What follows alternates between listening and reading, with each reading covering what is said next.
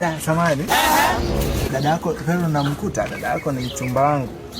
Leo unajua nimemfungashia vijizawadi na hii ni kawaida yangu, huwa zikipita siku 2-3 bwana namletea vizawadi.